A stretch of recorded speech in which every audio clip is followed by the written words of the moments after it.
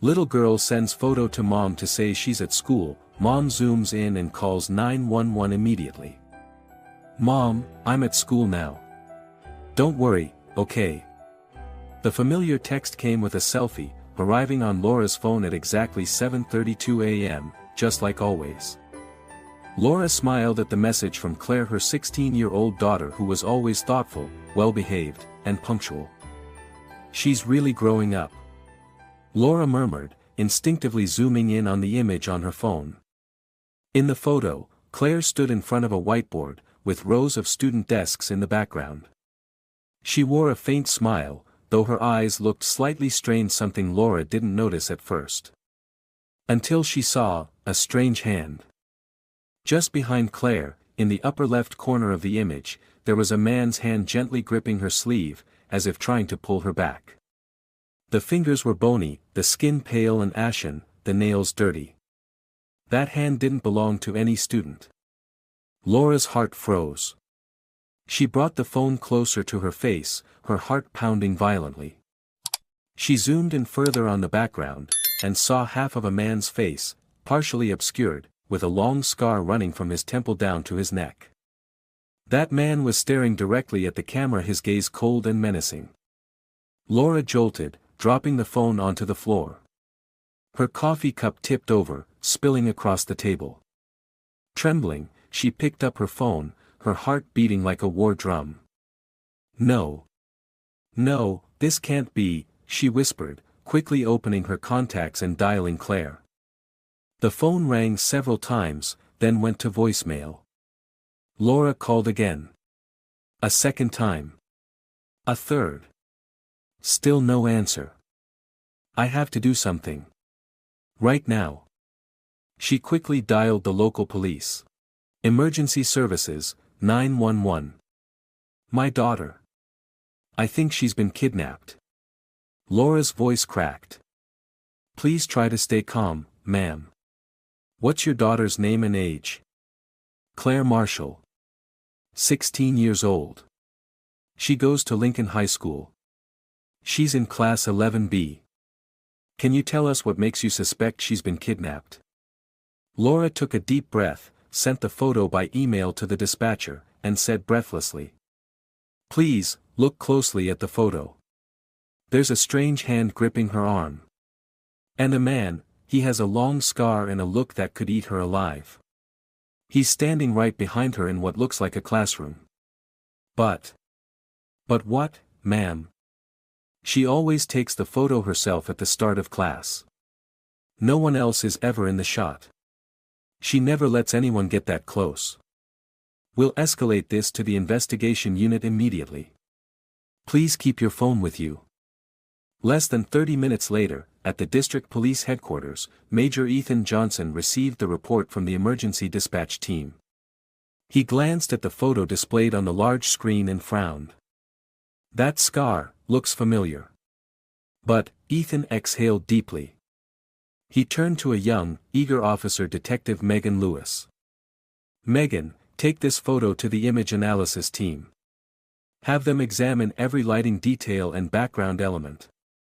I'll go talk to the mother. Laura was sitting in the waiting room, hands ice cold. When the door opened, Ethan stepped in and gently placed a glass of water on the table in front of her. Mrs. Laura, is that correct? Yes, that's me. Please, you have to find my daughter. We'll do everything we can. I've seen the photo. It may just be a lighting effect, or a misunderstanding. No. Laura said firmly, eyes locked on his. I know my daughter's expression. She's asking for help. Maybe you don't get it, but I'm her mother. I can feel it. Ethan was silent for a moment. The way this woman looked at him with both desperation and unshakable resolve made it impossible for him to dismiss her. All right. I believe you. We'll investigate thoroughly. In the image analysis room, technician Matthew Brown, a quiet man with a beard, had the photo blown up on his monitor. The lighting's inconsistent, he mumbled. The source behind Claire is cold white light, doesn't match natural classroom lighting. What are you saying? Megan asked. Look at the shadow near the corner of the whiteboard. And the legs of the chairs, they're off. This might be a staged photo, taken in an artificial environment. I need more time. Could it be a different room? Matthew nodded. A mock-up room. Possibly a fake classroom. Meanwhile, in the hallway, Ethan had just received a message from Megan as he returned to the waiting room. She didn't show up at school this morning. Teacher confirmed her absence. We need to go to the scene. Ethan quickly took Laura with him. We're going to Lincoln High School. Laura sat in the back seat of the patrol car, wind sweeping through the open window. Her eyes were wet, her hands clenched tightly around the phone with that terrifying image. Claire. I'm coming. Hang on. The patrol car stopped in front of Lincoln High School. A group of students was gathered at the sports field, and Principal Lucas Harris hurried out upon seeing the police. Is there a problem, officer? He asked, concerned. We need to confirm some information about a student named Claire Marshall. Was she present this morning? Ethan asked. The principal looked over the attendance record sent by the 11B homeroom teacher. She wasn't in class today. Laura stepped out from the car, her face pale. Not in class. That can't be. She sent me a photo saying she was here just after 7. The principal hesitated. She might have come and left. We'll check the security cameras. Ethan nodded. And I'd like to speak with her homeroom teacher and a few students. The monitor room was opened. Surveillance footage from the main gate, hallways, and schoolyard was rewound. Ethan watched closely. From 7 to 7:30 a.m., there was no footage of Claire entering the school. Students passed in and out through the gates but not her. Laura, standing nearby, asked with a trembling voice. Could she have used the side gate? The principal shook his head. It's been closed for maintenance for over 2 weeks. Meanwhile, Megan had tracked down Claire's best friend, a student named Isabella Reed, a girl with long black hair and sad eyes. Did Claire say anything unusual yesterday? Megan asked. Isabella shook her head, her voice trembling. No. She said she was going to give a presentation today. But I haven't seen her. Did anyone else in the class see Claire? Megan turned to the small group of students nearby. A curly-haired boy named David Allen replied, I didn't see anything. Nobody in class did. No one. Ethan stepped in, frowning. A girl named Lucy Smith hesitated. At around 7 a.m., I saw someone who looked like Claire near the parking lot across the street. But I'm not sure. There was a man nearby, wearing a dark coat and a baseball cap. Laura turned to her sharply. Did he have a scar on his face? Lucy's eyes widened. Yes, he did. A long scar on his left cheek. I thought he looked scary. Ethan looked at Megan and signaled, find more witnesses around the school entrance. Less than 15 minutes later, a delivery worker from the cafe across the street came forward. He introduced himself as Samuel Vaughn and said he often delivered drinks to the students. Around 7:15 this morning, Samuel recalled, I saw a girl in a school uniform being gently pulled toward a gray truck parked at the corner. I didn't see her face clearly, but it felt off. Do you remember the license plate? Ethan asked quickly. Samuel scratched his head. I couldn't see it clearly. But I do remember a logo on the side, Storage Unit 42. Storage Unit 42. Megan echoed. Sounds like a warehouse in the old industrial area to the south. Ethan nodded, eyes narrowing. That's a place to start. But first, I want clarity on this morning's photo. Back at headquarters, image expert Matthew Brown was waiting. I have an update, Matthew said, opening his laptop and pointing to the screen. The background behind Claire doesn't match the real classroom structure. The desk angles, lighting, even shadows, none of it adds up. This wasn't taken at Lincoln High School. Be specific, Ethan urged. Matthew explained, the light source is fluorescent, cold white, not natural daylight. The chairs in the photo are the old type that were replaced last year. I believe the image was taken in a replica room. Laura clenched her fists. He planned this. He took my daughter, built a fake classroom, and forced her to take that photo and send it to me. We can't rule that out, Matthew nodded. I'm extracting the photo's metadata. If he slipped up, we might be able to get GPS coordinates. Ethan nodded, then turned to Megan. We need to investigate that Storage Unit 42 logo. Track down any warehouses in the southern industrial zone. That same evening, the police gathered a list of all warehouses in the old Riverside Industrial Park. There were 41 currently in use or registered over the past 3 years, though some were abandoned. One name stood out, Richard Garcia, the most recent renter of Unit 42 just 6 months ago. Ethan gasped when he heard the name. Richard Garcia, that sounds familiar. Laura went pale. It's him. Who is he? Ethan asked. He used to work as a security guard at Lincoln High School. A year ago, I filed a complaint because he was acting strangely around Claire. But the school only gave him a verbal warning and let it go. Ethan looked at Megan. We've got our first real lead. Let's go to Unit 42. The patrol car turned onto the road leading into the Riverside Industrial Zone as the evening sun began to fade. The warehouses stood like rusting giants, covered in moss and corrosion. Unit 42 was at the very end, its metal sliding doors shut tight, paint peeling in chunks, green mold spreading along the base of the wall. Ethan motioned for the team to stop. He, Megan, and 2 armed officers approached. No sign of movement inside, Megan said softly, her hand resting on her holstered weapon. Ethan nodded and knocked 3 times on the door. No response. He signaled. One officer pried the door open with a crowbar. The screech of metal echoed eerily. As the door opened, it revealed a space clouded in dust and dim light. They shone flashlights inside.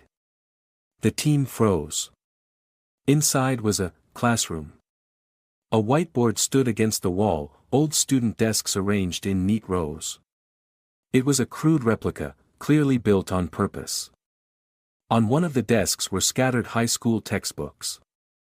A cell phone with its battery removed lay beside them.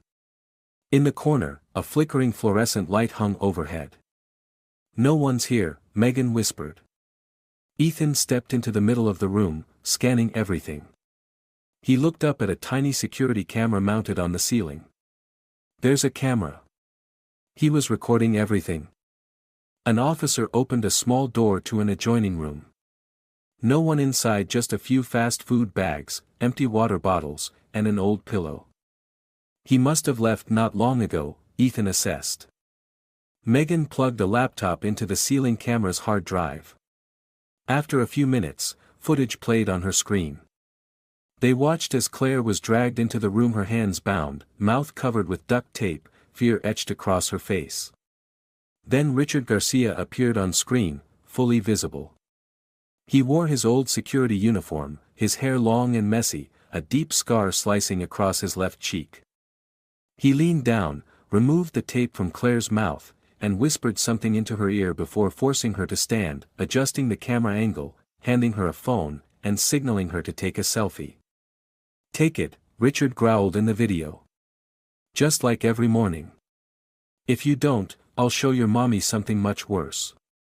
Claire let out a frightened sob, trembling as she held the phone and tried to smile exactly the moment Laura had received the photo earlier that day. Ethan stared at the screen, jaw clenched. That bastard, he built this fake classroom just to fool us. And what's worse, Megan added, he knew her routine. Only someone who's been watching her for a long time could stage something this specific. Laura, standing at the doorway, collapsed into a chair and burst into sobs. She was that scared, and still tried to send me a sign. Ethan stepped forward and placed a hand on her shoulder. We're bringing her home. I promise. That night at the station, Ethan had the HR records from Lincoln High School pulled. Richard Garcia, 43 years old. Former school security guard for 3 years. Dismissed for inappropriate conduct with students. The file showed that Laura had submitted a complaint over a year ago. Her reason: he would often stare at Claire and once pretended to trip just to make physical contact with her. But the school had only issued a verbal warning, no formal disciplinary action. Unbelievable, Megan muttered. Ethan nodded. He's been obsessed ever since. That same night, the investigation team traced Richard's bank activity. Recently, he had paid rent on the warehouse, bought electronic equipment, and even ordered used school desks from a classified ad website. One transaction from 3 days ago stood out: a payment to a motel named Sunset Motel in a remote, rarely traveled suburban area. Ethan pointed at the screen. That could be where he's keeping her now. The warehouse was a setup, but he wouldn't be dumb enough to stay there. We have to get to Sunset Motel. At 4 a.m., the team set out. Laura insisted on coming, but Ethan shook his head. You have to stay here. If Claire sees you in danger, she might panic. Laura only nodded, clutching a printed image from the video showing her daughter forcing a smile through terror. Her voice was soft, but unwavering. Bring her home. Please. In the car, Megan quietly checked her weapon. Ethan glanced at her and said, "When I was a kid, my mom used to say, no matter where you go, I'll find you." Megan smiled faintly. Sounds like Claire's mom. She's a true fighter. The first rays of dawn broke through the sky as their car turned down the dirt road leading to Sunset Motel, the place where fate now waited. The police car stopped about 200 meters from the motel. Morning mist clung to the ground, giving the place a grim, eerie feel. Ethan raised his hand to signal the tactical team. Secure the perimeter. No gunfire unless absolutely necessary. The girl's safety is our top priority.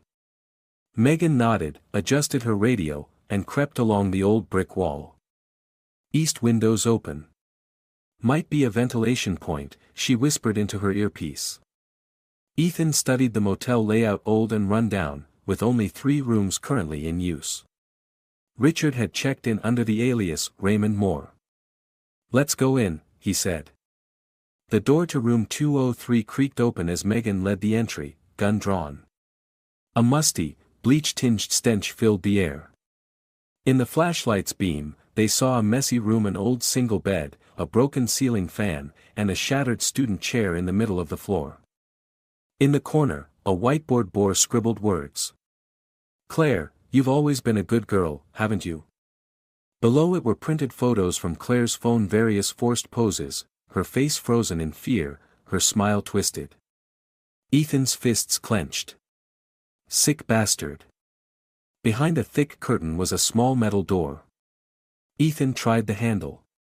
Megan signaled the support officers to bring the breaching tools. With a loud click, the door unlocked and opened, revealing a pitch-black room, barely 2 square meters. No windows. And inside was Claire.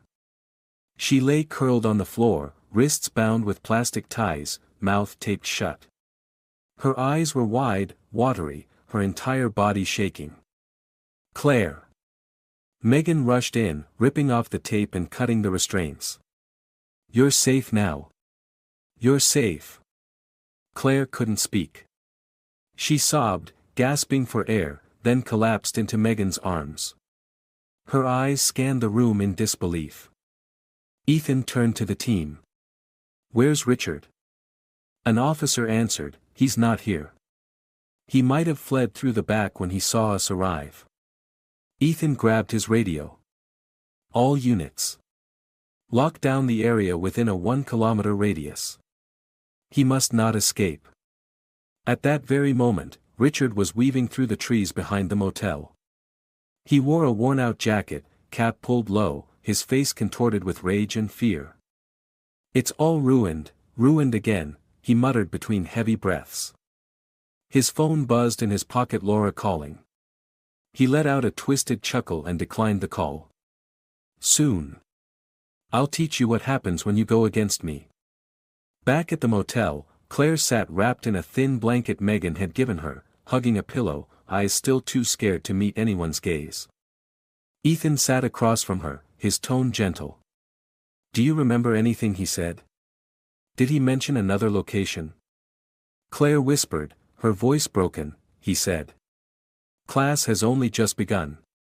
He said if my mom called the police, he'd hurt me.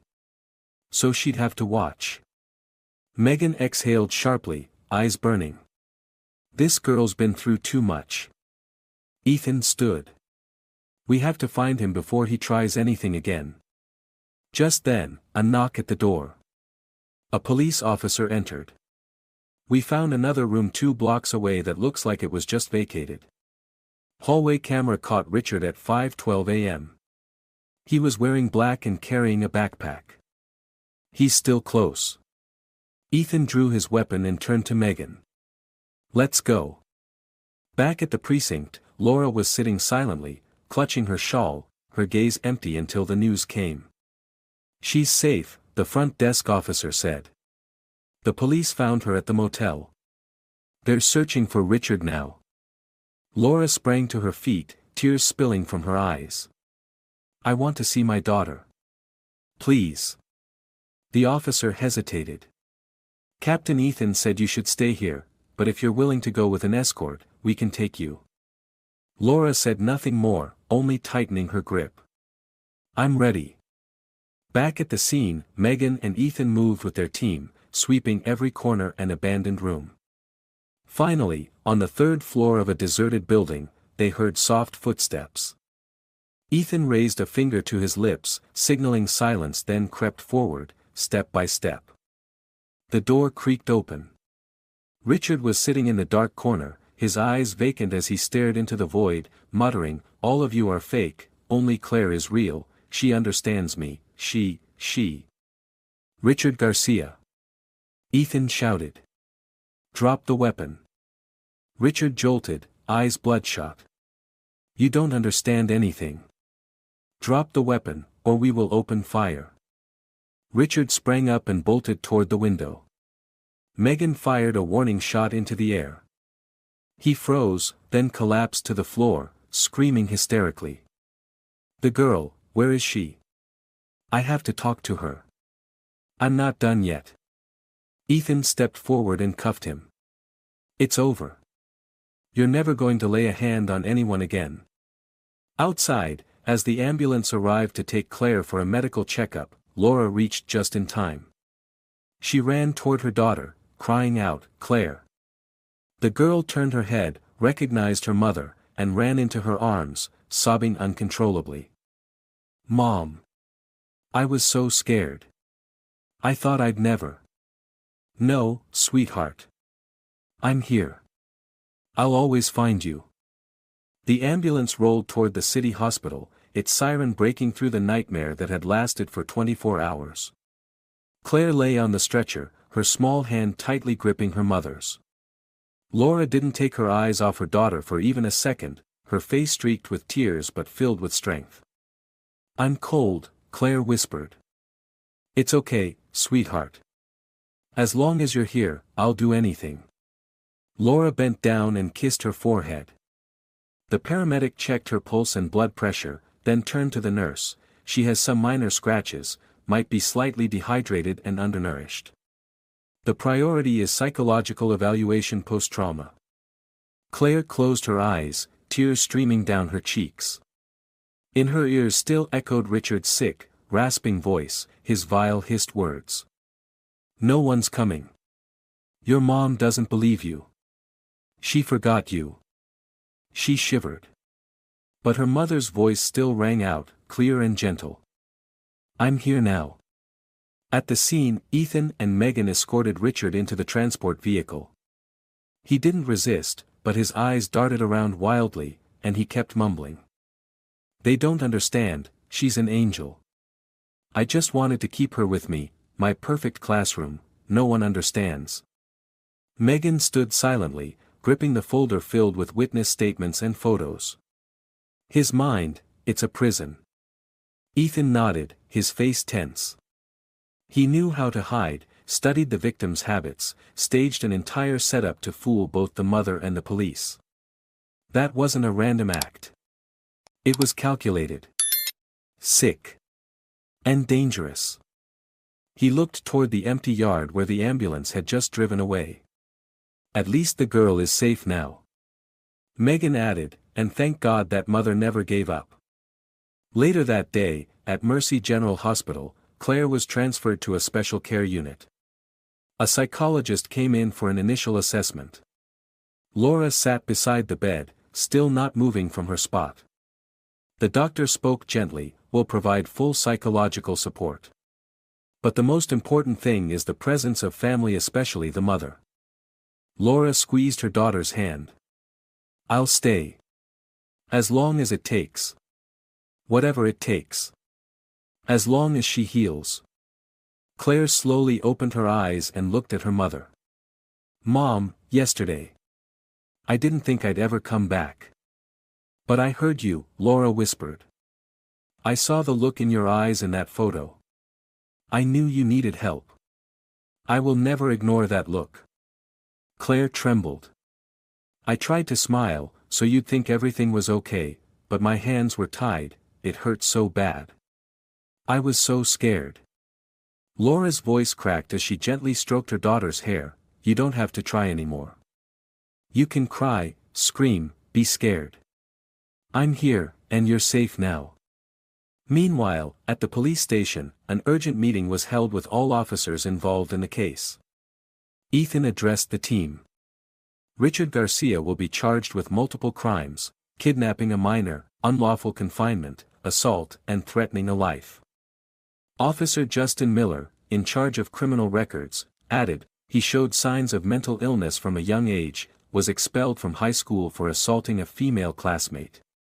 Since then, he worked various security jobs, always getting fired. And eventually found the perfect hiding place, a school," Megan said bitterly. Ethan scanned the room and spoke gravely, "But the blame isn't only on him. The school, the education system, even us, we all let a wolf slip into a flock of sheep. We have to do something," Megan followed. "A case like this cannot be forgotten." By the end of the day, the media began covering the case. Photos of Laura and Claire appeared on several local news sites. The headline read, "Life-saving text, single mother saves daughter from predator through selfie clue." Thousands of online comments poured in. "Never underestimate a small detail. Thank you, brave mother. That girl is so incredibly strong." Laura sat by Claire's bed, reading the article on a nurse's phone. She said nothing, then quietly turned off the screen. Claire asked softly, "Do people hate me, Mom?" Laura turned to her, hugging her tight. "No one hates you. They love you. They're proud of you. And I've never been prouder in my life." That night, as the hospital lights dimmed, Claire whispered, "Mom, can I sleep hugging you?" Laura didn't reply. She just pulled her daughter close and held her tight. The fear was still there, but for the first time in 48 horrifying hours, they were able to breathe in peace. Outside the hospital window, it began to rain. But inside that room, a small flame still burned, the flame of a mother's love, impossible to extinguish. The next morning, soft golden sunlight filtered through the hospital's glass window, but to Laura, the world still seemed wrapped in a gray fog. She sat quietly in her chair, eyes sunken from a sleepless night. Claire was still sleeping deeply, her pale little face resting softly on the pillow. A gentle knock on the door. Laura turned to see Megan enter with a folder in hand. "Good morning. I came to ask if I could speak with Claire for a bit, only if she's feeling up to it." Laura nodded and gently squeezed her daughter's hand. "Let me wake her." Claire slowly opened her eyes, her pupils widening at the light. When she saw Megan, she recoiled slightly in fear. Laura quickly reassured her. "It's okay, sweetheart. This is the officer who saved you. You just need to tell her what happened. No one's going to hurt you anymore. Megan sat beside the bed and smiled warmly. Claire, my name is Megan. I just need to hear what happened, so we can make sure no detail is missed. Is that okay? Claire gave a faint nod. Do you remember when it all started? Yes, that morning. I was about to go to class when I saw Mr. Richard near the side gate. I tried to avoid him, but he called me over and said he needed a favor. What kind of favor? He said, the school lost some equipment and wanted to ask former students if they left anything behind. I thought he was still with the school because he was wearing his old security uniform, so I followed him. Laura covered her mouth, trying to hold back a sob. And then? Megan gently prompted. He led me to a van.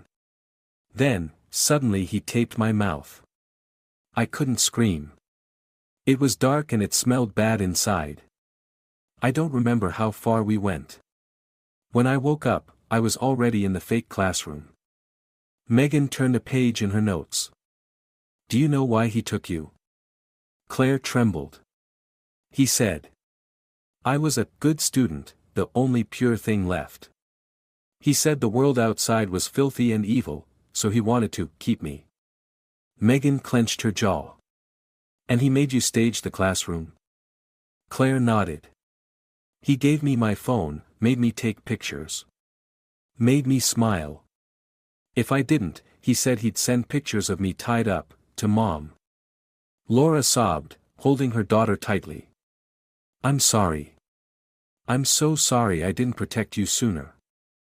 It's not your fault, Claire tried to smile, but it faded into tears. Back at the police station, Ethan met with the Lincoln High School administration. Principal Lucas Harris bowed his head, hands trembling. We had no idea it was this serious. Richard had been warned, but there was no solid evidence. Ethan's voice was sharp. You let someone previously accused by a parent of inappropriate behavior stay on campus, near students, and all you did was give a verbal warning. If Laura hadn't pushed and kept that photo, Claire might not have survived. Mr. Harris was speechless. Vice Principal Amelia Taylor, her hair streaked with gray, spoke up, we take full responsibility. But what matters now is preventing this system from failing again.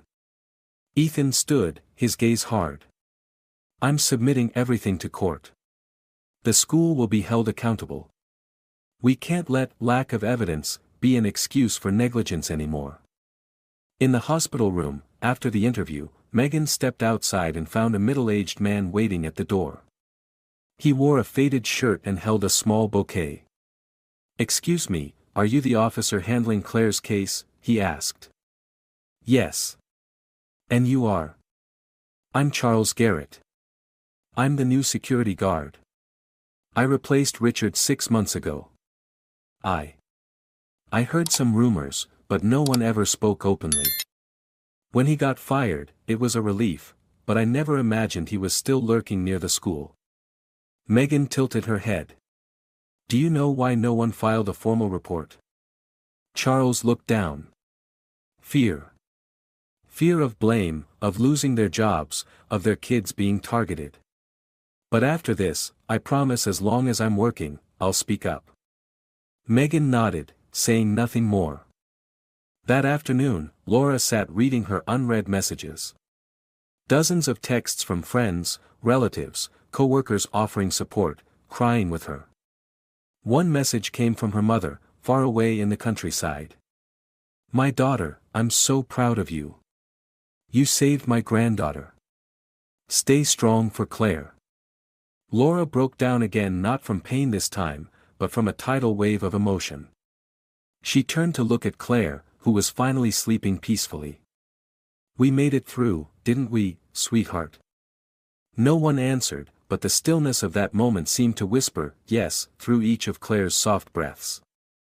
That same evening, Richard Garcia was officially indicted. In his cell, he sat in silence, hands clasped together. The court-appointed attorney couldn't elicit a single coherent response. Richard kept repeating only one sentence. They'll never understand. My classroom, it's real. And while the city slowly returned to its normal rhythm, in a small room at Mercy General Hospital, a mother and daughter were still there, rising slowly, inch by inch, from the nightmare that had felt endless. Behind the door, morning was approaching. But for them, the sun only began to rise from within, lit by a seemingly meaningless selfie, and a mother's unshakable love. A week after the rescue, Claire was still being monitored at Mercy General. While she no longer showed major physical injuries, the wounds in her mind had yet to heal. Laura stayed by her daughter's side day and night.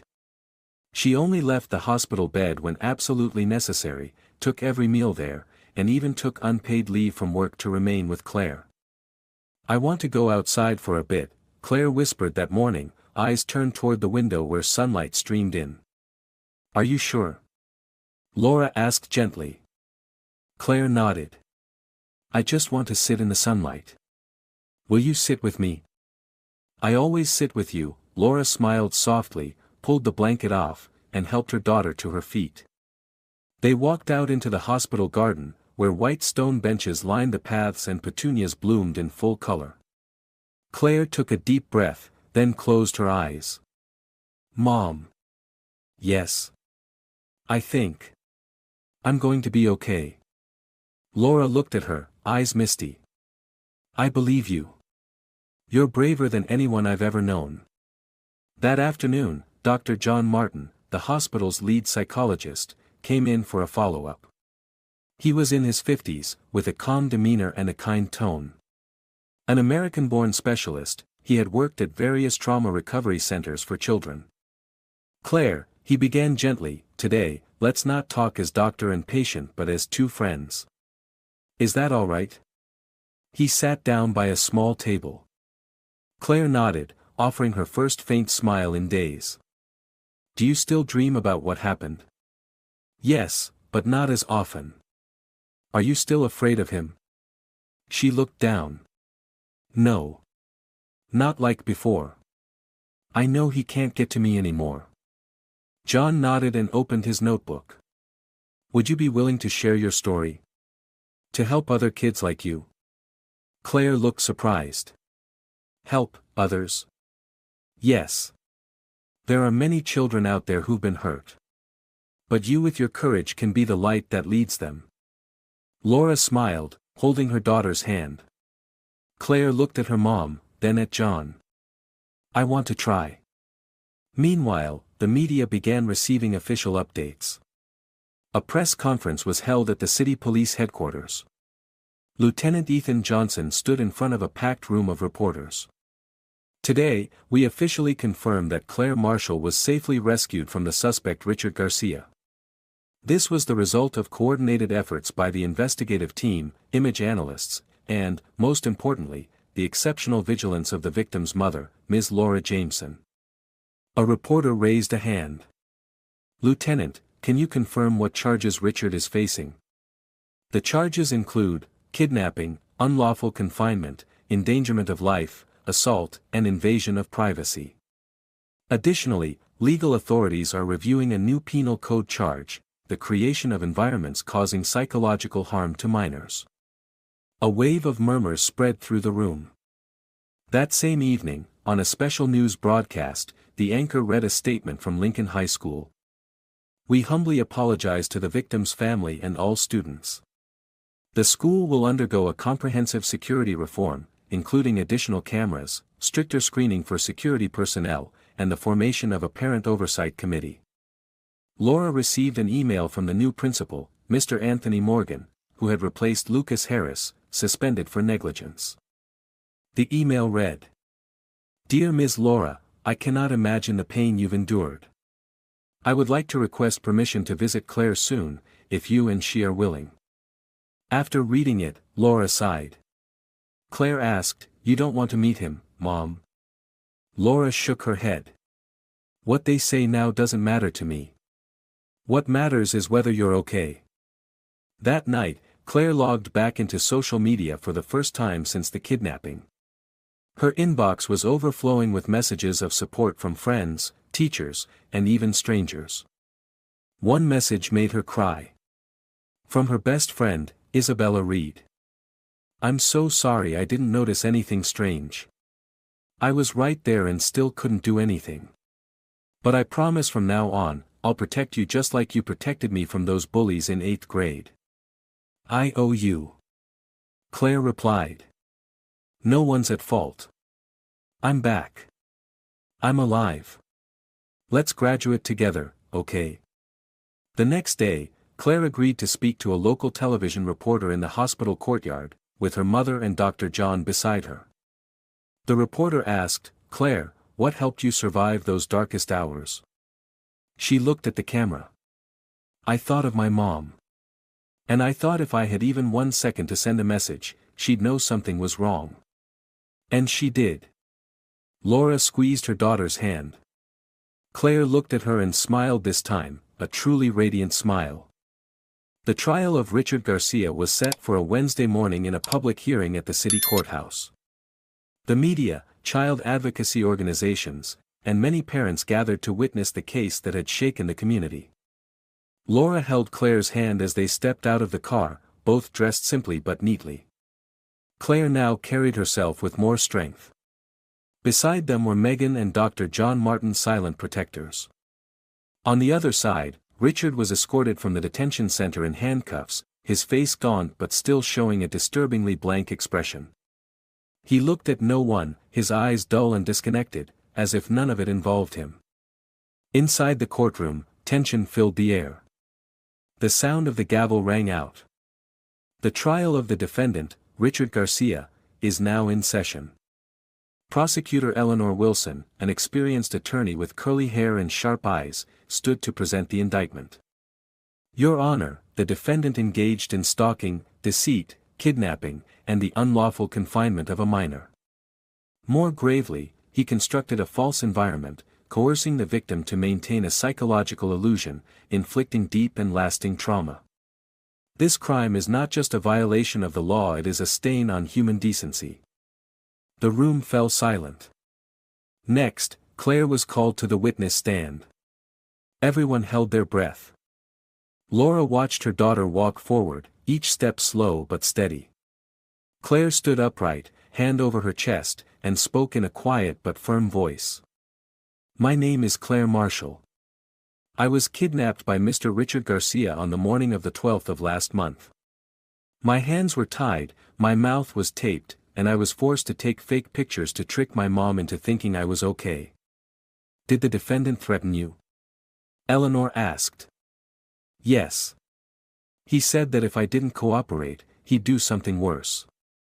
I believed him because when I looked into his eyes, it felt like he wasn't human anymore." Laura broke down in tears. John gently placed a hand on her shoulder to comfort her. The defense attorney attempted to argue uncontrolled mental disorder. But psychological expert Dr. Isaac Morris, a renowned specialist from Harvard University, firmly countered. Richard Garcia has a history of mild psychological instability, but he was fully aware of his actions. Every step from the deceit to the staged environment to the threats was calculated. This was not a psychotic break. It was a deliberate, criminal act. The trial stretched into the afternoon. It was Laura's turn to speak. She stood up, her determined gaze fixed on the panel of judges. "I am Claire's mother. I may not know much about the law. But I know the look in my child's eyes when she's asking for help. And I know there is no justification for a grown man to lock a child in a fake room and call that love." She turned to Richard. "You're not insane. You're cruel, selfish, and a coward. My daughter should never have had to suffer through nightmares every night if this system hadn't turned a blind eye. But I'm not here today to cry. I'm here to demand justice. For my daughter, and for every other child." The entire courtroom stood and applauded. The judge had to call for order, but the wave of support was unstoppable. At the end of the session, the court issued its sentence. The defendant, Richard Garcia, is hereby sentenced to 27 years in prison, with no possibility of parole for the first 20 years. Furthermore, the defendant is mandated to undergo psychological treatment and is permanently prohibited from accessing any school grounds, minors, or the victim's family. The gavel struck again.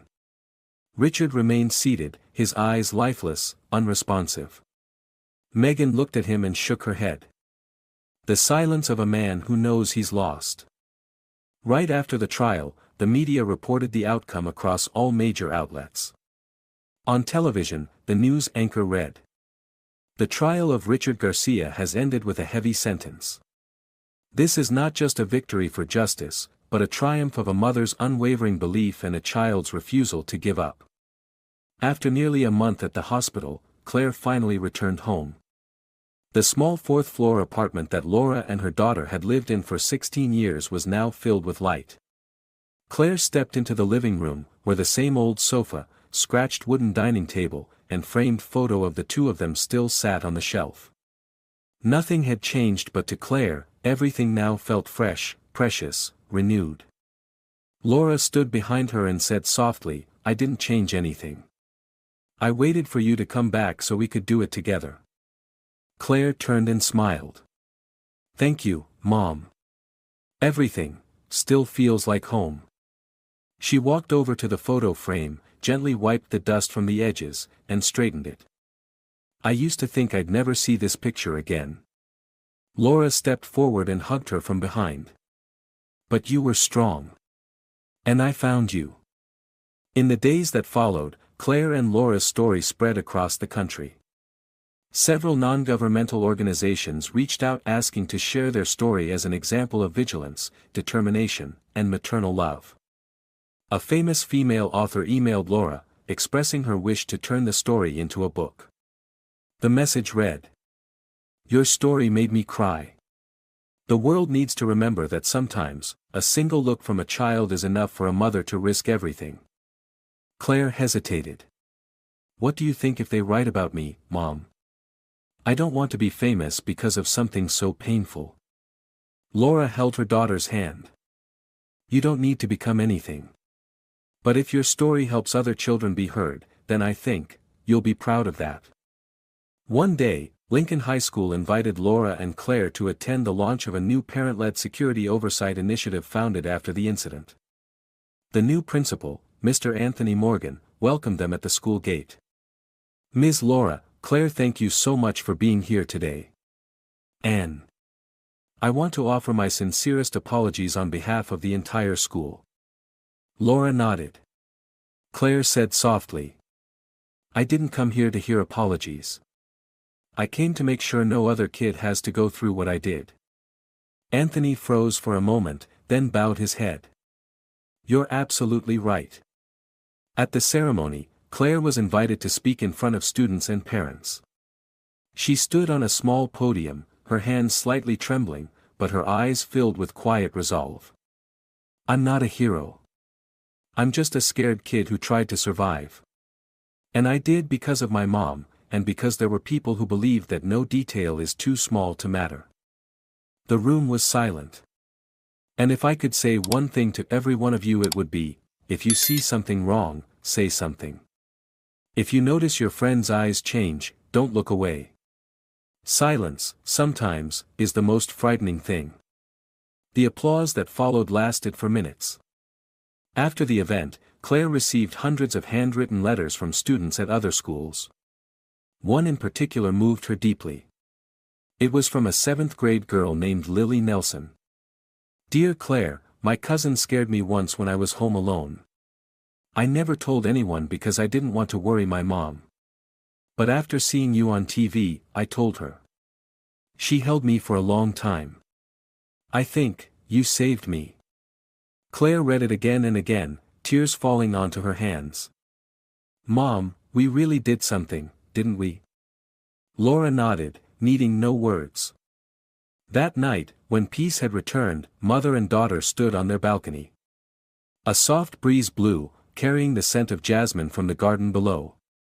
Claire rested her head on her mother's shoulder. "Mom." "Yes, sweetheart. You'll always come find me, right?" Laura laughed gently, tears brimming again, but these were tears of peace. "Always, my love." Always. This story stands as a powerful reminder that a mother's love can cross any boundary. A single detail and expression in a photo saved a life. The greatest lesson is, never underestimate the intuition of the heart, especially when it comes from a mother. And society must listen, observe, and act swiftly when something feels wrong. Any one of us, even ordinary people, can be heroes if we choose not to stay silent in the face of danger. And sometimes, one small action can save an entire life. If you enjoyed this story, we invite you to give it a like and subscribe to our channel. Your support motivates us to keep bringing heartwarming stories almost every day. We are very grateful for your support. See you soon.